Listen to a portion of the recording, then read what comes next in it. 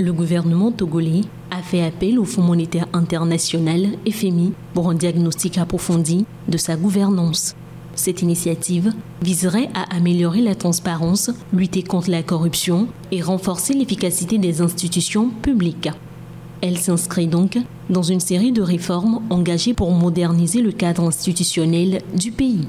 Ce diagnostic de gouvernance s'ajoute aux récentes réformes économiques soutenues par le FMI avec une approbation en mars 2024 d'une facilité élargie de crédit de 390 millions de dollars dont un décaissement a eu lieu en décembre pour appuyer le budget national. Malgré un contexte mondial incertain, l'économie togolaise affiche des performances encourageantes. La croissance s'est établie à 5,3% pour 2024 et estimée encore à 5,3% en 2025, tandis que l'inflation a été maîtrisée, atteignant 3,6% en septembre 2024.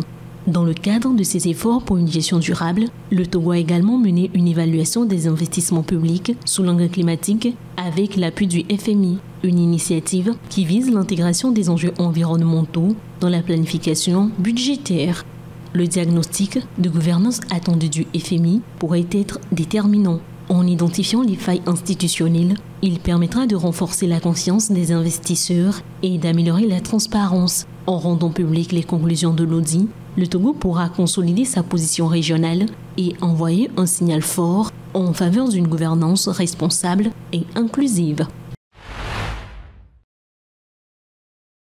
La décentralisation est un processus clé pour le renforcement de la démocratie locale et le développement économique. Au Togo, lancé il y a plusieurs années, ce processus a permis la création de communes, marquant une avancée significative vers une gouvernance plus inclusive. Elle a également permis aux élus locaux d'apprendre à gérer les villes, à élaborer des budgets, élever des taxes et à développer des infrastructures sociales telles que les écoles, les centres de santé et les marchés. Aujourd'hui, près d'un tiers des communes disposent d'un plan de développement communal PDC, outil central pour structurer et mettre en œuvre les politiques locales. En effet, sur les 117 communes du pays, 35 disposent de leur PDC, soit 29,9%, tandis que 42 sont dans le processus d'élaboration. Les 117 communes ne disposent pas également toutes les mêmes moyens ni les mêmes capacités de gestion. Les grandes villes comme Lomé ou Kara bénéficient d'un potentiel fiscal et d'infrastructures déjà établis, tandis que les petites communes rurales manquent parfois de ressources pour répondre aux besoins de leur population. Plusieurs défis restent ainsi à relever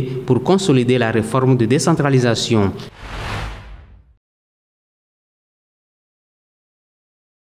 Le Togo arrivera à fin 2025, au terme de son ambition quinquennale, de moderniser l'administration publique.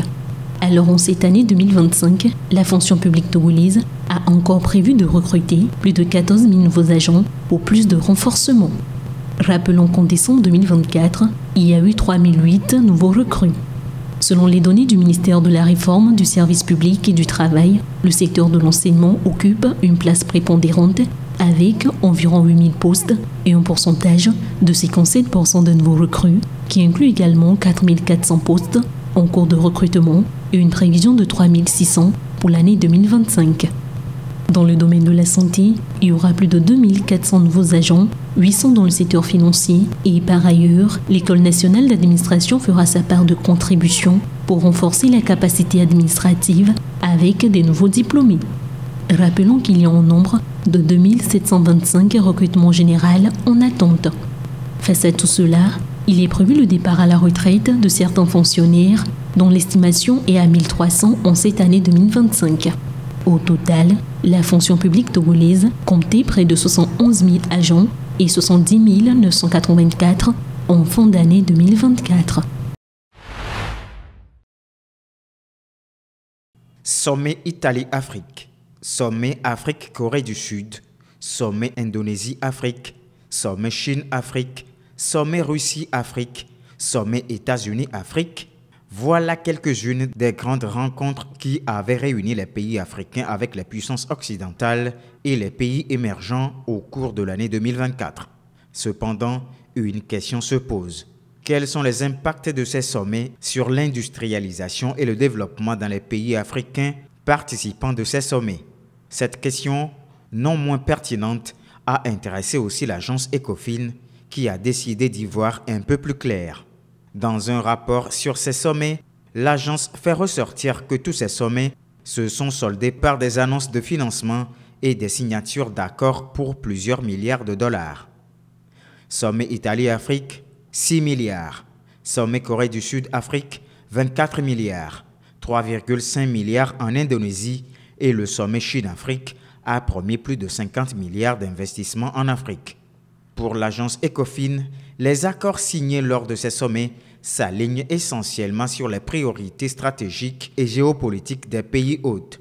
En exemple, la Chine préfère investir dans les infrastructures et le commerce. Même si ces investissements combleront le déficit en Afrique, ils préparent le projet chinois des nouvelles routes de la soie. Les États-Unis sont dans l'agrobusiness, les services financiers et l'énergie. La Russie, quant à elle, oriente sa coopération vers la sécurité.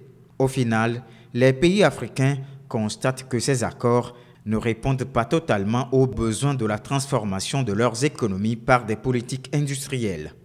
Par contre, ils ne font qu'aggraver l'endettement du continent, selon le rapport de l'agence Ecofin.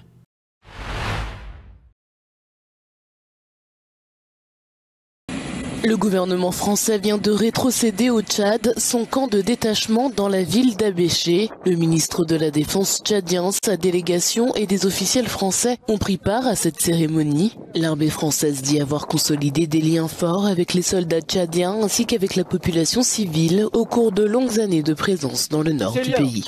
Sont le témoignage vivant de l'amitié qui unit nos deux peuples et qui, malgré le départ de nos troupes, perdurera.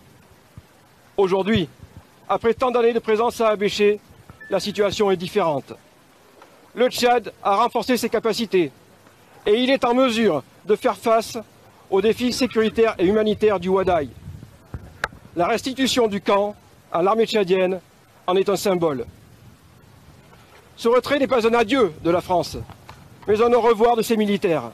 Le ministre de la Défense qui félicite cette décision tient quand même à rappeler que la date de départ de ces troupes demeure le 31 janvier 2025. Les propos tenus récemment par le président français Emmanuel Macron ont fait réagir l'actuel président tchadien Idriss Mahamat Déby, qui a précisé que la décision de départ des soldats français avait été prise par le Tchad. Pour moi, l'occasion de réitérer la ferme volonté du gouvernement de respecter les échéances établies, dont la date limite qui marquera le départ définitif des forces françaises du Tchad est le 31 janvier 2025. 31 janvier 2025. Cette date est impérative.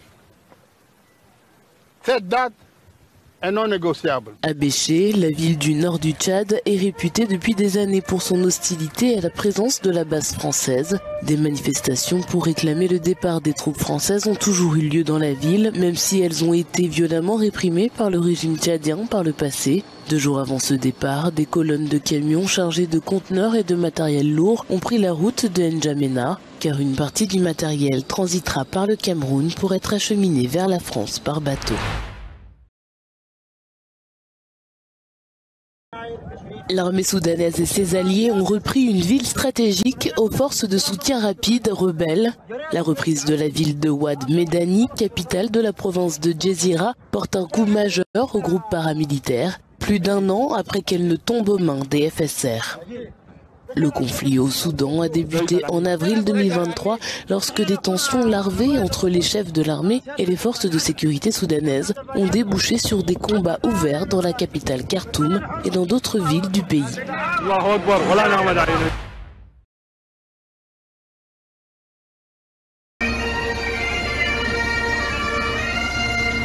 Les funérailles du fondateur du principal parti d'extrême droite français, anciennement Front National, ont eu lieu samedi.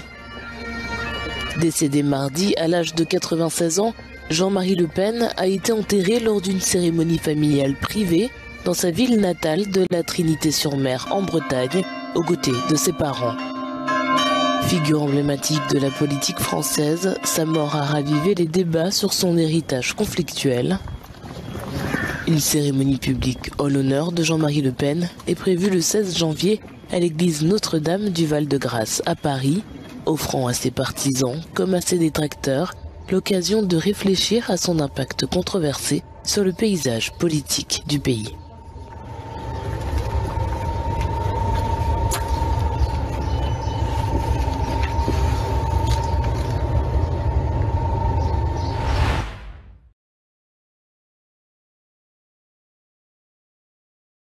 Au Kenya, un lotissement privé situé à l'extérieur de la capitale Nairobi attire les habitants et les entreprises grâce à des règles strictes et à ses infrastructures modernes.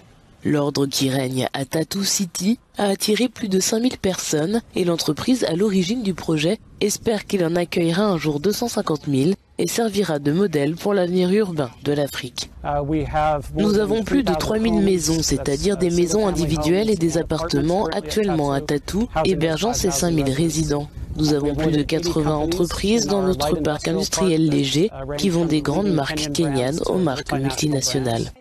La ville start-up est située sur un terrain de 5000 acres et a accueilli ses premiers habitants il y a 4 ans. L'ordre y règne notamment grâce à des caméras omniprésentes et des sanctions rigoureusement appliquées. J'ai l'impression que Tatu est plus respectueux de la loi et de l'ordre que d'autres endroits. Dans les autres quartiers, il n'y a pas de règles.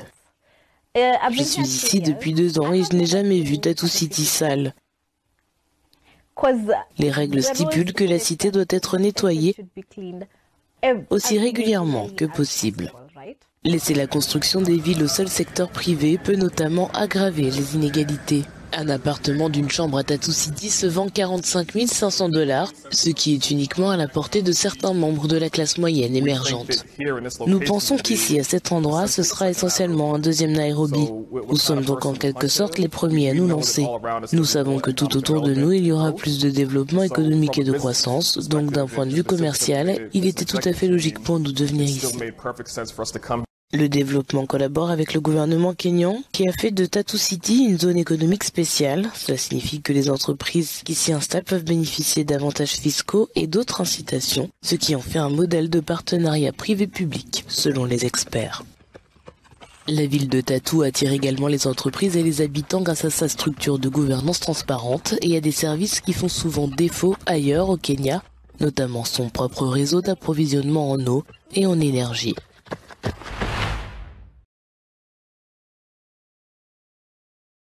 Depuis quelques jours, Gregorio Almeida, venu du Brésil, sillonne le Bénin. Entre le musée des esclaves de Ouida, passant par la porte du non-retour, le réalisateur et enseignant est venu se faire sa propre idée sur le vaudou qui a toujours été assimilé à une pratique dangereuse. Il y a toujours une mauvaise conception de ce qu'est le vaudou. J'étais à Abomey Calavi pour en savoir davantage et j'ai posé des questions à un dignitaire vaudou. Chez nous, on considère le vaudou comme des fétiches, bref, de la sorcellerie, mais ici, je commence à comprendre cette philosophie. C'est donc dans le cadre des Vodun Days que lui et des centaines de milliers de touristes viennent pour voir et apprendre davantage sur le lieu d'origine de ce culte qui s'est propagé dans le monde et surtout en Amérique latine et dans les Caraïbes via l'esclavage. C'est déjà une injustice qu'il faut réparer. La première réparation, c'est de permettre que les gens retournent à leur source. Ils ont été arrachés, volés à leur terre. Et on les a débarqués, ils sont devenus des âmes sans label. Nos pays, les pays de départ devront œuvrer, comme le Bénin le fait, pour que ces parents arrachés, perdus, soient reconnectés à leur terre natale. C'est un devoir de mémoire, des rythmes, un mode de vie qui se transmet de génération en génération au Bénin. C'est l'exemple d'Ornella qui est née dans une famille ancrée dans la tradition vaudou. Je suis née dedans. Le couvent, par rapport de divinité, je suis née dedans. Donc, c'est le truc de mes arrière-parents. Donc, moi-même, je suis née pour trouver ça, donc je suis née dedans. Le gouvernement a donc décidé de montrer le vaudou aux yeux du monde via des festivités de 3 jours. Le vaudou n'est pas quelque chose de maléfique comme il a été présenté. Et nous, ici au Bénin, nous avons choisi, avec toute la communauté noire à travers le monde, de révéler le vaudou. De montrer que le vaudou n'est pas négatif, que le vaudou c'est notre culture, c'est l'essence de ce que nous sommes. Grâce à ces Vodun Days qui seront désormais annuels, le gouvernement béninois illustre via toutes les activités liées au culte que le vaudou c'est avant tout un état d'esprit.